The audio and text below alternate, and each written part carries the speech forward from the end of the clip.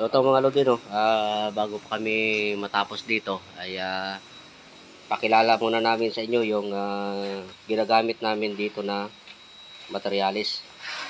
So simula tayo kay Monching. Ano yan, Monching? Onduban. Onduban. Saan gamit yan?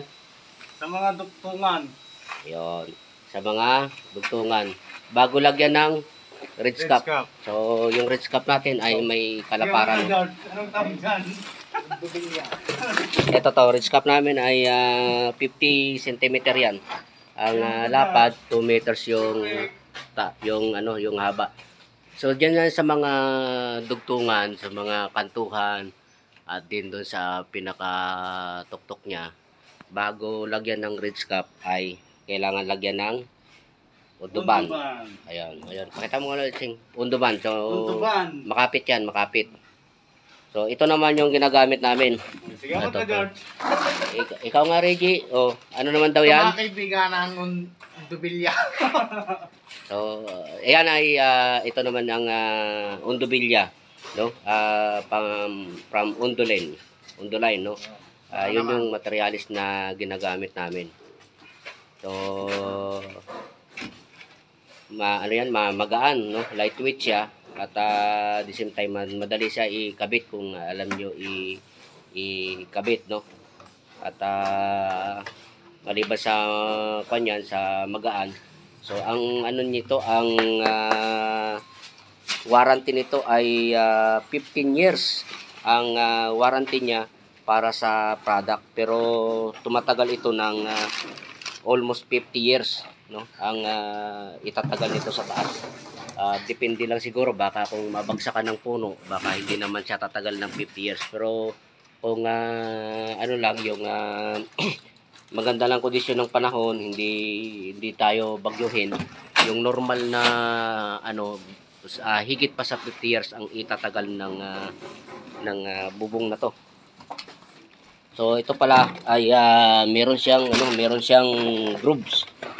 So dito tayo sa maliwanag. Sukatin mo nga to, G, para alam ng mga client kung ano yung sukat niyan. 40 cm lang ang lapad niya, ang haba. Yung lapad 107 o 108 kasi pag tinik-screw yan lalapad pa. Oo. So yung yung parlina dapat niyan ang spacing. Sukatin mo, G, yung spacing niyan diyan sa in between ng kurbo pag natin. So ilan? 33. So dapat 33 yung ang spacing ng ng parlina. Then kung finish to finish yung labas-labas, dapat ang pagitan niyan ay 40 cm kasi ang lapad dapat nito. Kasi dito yan dito yan ititik screw dito. So dapat tatapat yung gitna ng parlina diyan. So, sa mga gustong roping nito ay napakaganda nito dahil ang roping materials nito ay hindi nyo na kailangan ng insulator dahil mas malamig ito ikumpara sa yero. At siyempre hindi na ito maingay pagka umuulan, no? Wala kang ingay na marinig dyan, no? Kahit paano nababawasan yung lagatak ng tubig ulan. Kaya ako nasabi na sa experience namin na mas malamig ito kaysa sa yero. Kasi pagka roping kami rito, ang experience namin dito ay pag mainit na, hindi namin nahawakan yung yero. Samantala ito, kahit wala kang gloves, pwede mo mahawakan. So ibig sabihin, mas malamig. So ako mga to, G.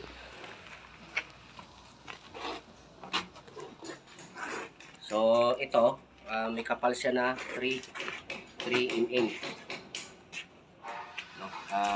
Magaan siya ikabit. Ang problema lang ito, oras na naikabit nyo na, ay iwasan nyo na magpabalik-balik kayo na mag-apak pa rito. Kasi baka mamali kayo ng apak ay mabutas kasi pwede siyang mabutas. So kuha tayo rito ng ritaso. Yung mga pitaso na to, kung minsan nagagamit pa namin ito dahil yung mga sulukan, kailangan ng maliit na ano. So may posibilidad siya na mabutas talaga kung paulit-ulit yung apakan. So hindi naman siya basta-basta, matibay. Matibay siya, no. Huwag lang yung diinan nyo ng buong bigat nyo ay talagang mapupulit siya.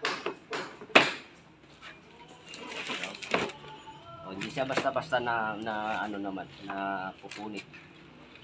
No, parang karton lang siya pero matibay. So, ang materialis pala nito ay composite materials ito ng bitumen at cellulose fiber. No, kaya matibay. So, kita mo nga di natin kung paano siya mabibrake talaga siya sa tagal. So, kung sa normal na hangin lang, hindi naman ito basta-basta na sa tagal, no? Hindi basta-basta. Hindi ito matigas.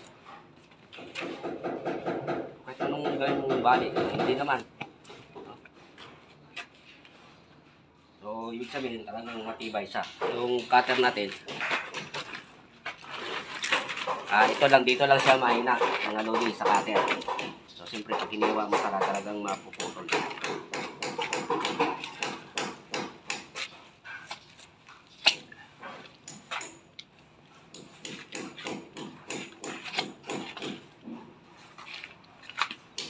Okay. No, siguro na may ideya na kayo kung anong klaseng materialis itong kinakabit namin. At sa mga gustong magdulong nito, so isipin nyo lang din palagi, no, kung magkano ang aabutin dahil yung ganitong roofing materials ay mahal. At siyempre yung trusses na gagamitin nyo, sa spacing pa lang ng ng parlina ay dikit-dikit, no, madodoble kayo, no, times 2 sa trusses, times 2 yung gastos nyo kung ikumpara sa normal na bubong na long span. At pagka ito naman ang gamit nyo ay times 3 ang presyo niya. So kasi sa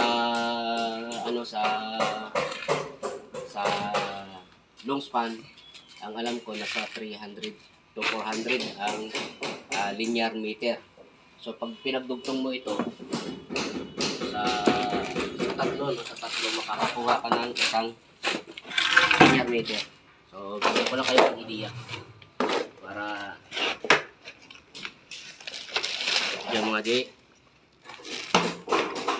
So ayan ang pagkakalagay niyan. Then sukatin natin kung ilan yung mabubuo niya sa tatlo. So ayan, 104 o 1 metro na kamo. So ang halaga nito ay almost 1,000 na o more than 1,000 yung tatlo. Samantala sa yero ay nasa 350 to 400 lang ang halaga. So dapat pag-isipan nyo kung ito ba ang gagamitin nyo. Pero maraming benepisyo ito. Unang-una dyan yung hindi na maingay, hindi nyo na kailangan ng insulator. Pangalawa, malamig siya, malamig ikumpara sa normal na yero. So, kung gusto nyo talaga maganda ang itsura ng bubong nyo, ay masasabi ko ito na yung magandang roofing ikumpara sa karaniwang yero. Dahil dito sa lugar na to, napapansin namin, maraming maraming asphalt, yung singles, no? Asphalt ang gamit nila. Asphalt, tapos basta kakaibang mga roofing materials na rito. Bihira ang long span. Dahil yung lugar na to ay puro high-end ang mga bahay dito. Bawal lang natin ipakita sa kanila kung saan tayo lugar kasi siyempre for din ng privacy ang kanyang nangyari. Mabuti nga pumayag sila na kuhanan natin ng video yung ginagawa natin. Yung iba namin na ginabitan nito ay hindi pumayag na videohan. So, kaya kapunti lang ang video namin dito. Ito pa lang may video kami dito. Pero ito, hindi namin maipakita sa inyo talaga kung paano ang sistema ng pagkabit niya kasi siyempre ay kailangan yung seminar. Yung Undulin ay nagkakandak ng mga seminar kung gusto nyo magiging installer nito. Okay, Jay, nakakita tayo sa taas. Wala na ako. Una na, Reggie. So ito mga lodi, ito yung sinasabi ko yung undo band, no. So dito kasi kakaiba yung ang bubong nila rito, no. May gutter, no. Ang gutter ay wala sa dulo, nasa bago pa nasa 50 cm yung simula sa laylayan, doon sila naglagay ng gutter. Kasi ang purpose niyan para ang tubig ulan dito sa malaking portion, malaking bahagi nito ay dito papatak sa may gutter. And then ang ulan na papatak na lang sa baba ay kukunti na lang, no. Anggi na lang, kumbaga parang patak na lang din ng ulan dahil kukunti na lang yung sinasahod ng ulan dito sa laylayan kasi ayaw nila na may pumapatak na tubig ulan sa baba. So kaya naisip nila na maglagay ng gutter dito at isa ito sa mga medyo nagpahirap sa amin. So ito nilalagyan namin ito ng undo band para make sure na watertight, baka mag-backflow yung tubig, no, ang pasin ng hangin. And then siyempre tutulo na dito at nilagyan namin ng capping. So lahat ng dugtungan na possible na pasukan ng tubig ay mayroong undo band dyan, yung gaya na sa kanto na yun, o yun, sa sulok na yun ay undo band dyan, yung nandito sa ayun yun yung nasa tuktok na yun, may undo band din yan. So lahat ng dinugtungan ay may undo band.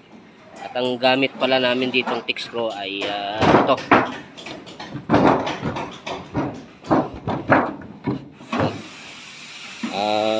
Philips, no, Philips ang ulo niya. At mas mataba ito ikumpara doon sa yung ulo niya, mas malapad ikumpara sa karaniwang Tixpro na ginagamit natin sa Yero. Siyempre yung washer niya ay makapal din at malapad din. So dapat ang gamit ninyong barina dito ay yung bit niya ay Philips din.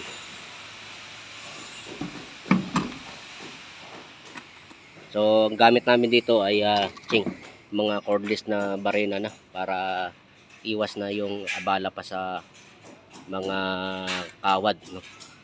At mga lodi, no, sa mga client natin na nakakapanood nito, so kung gusto nyo mag roping nito, gumagawa din kami ng process, no. Mas mainam kung mismo kami ang gagawa ng process, no, para alam namin yung spacing nito ng parlina kasi may mga specific spacing yung bubong na to, pati yung mga ridge cap natin. So dito may mga hindi sila nasunod kaya ginagawa na lang namin ng paraan. So mas mainam kung kami mismo ang gagawa ng process. Okay? Ano, Jay, kontakin na lang tayo kung magpapagawa sila. Sige, kontak na lang kayo daw sa sa YouTube channel namin, no. Comment section. At ibibigay ko sa inyo yung cellphone number namin. Okay?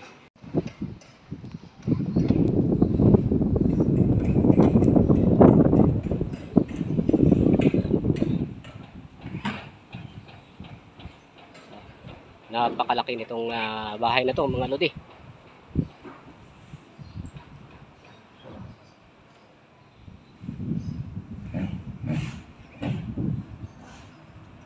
Maglilinis na lang kami dito, maglilinis na lang. At yung butas na yan, diyan kami dadaan, no. Maiwan yung dito, isang tao para takpan yan. Din diyan kami dadaan sa kabila na maglalaki kami nakadaanan diyan.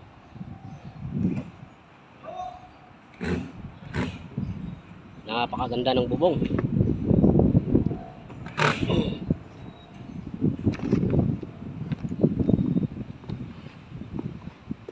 So mga lodi, no, Sa liig mga lodi. paki ano lang mga lodi, no, paki-suyo na lang mga lodi, no, kung gusto niyo to yung video namin, at paki-subscribe na lang mga lodi. At sa mga gusto pa lang kabit itong klase ng bubong na to, ay message nyo na lang kami, no. Comment nyo lang kayo sa comment section para ibigay namin yung cellphone number nito namin. At mas maganda kung kami mismo ang gagawa ng trusses para alam namin ang insaktong spacing ng mga parlina. Okay.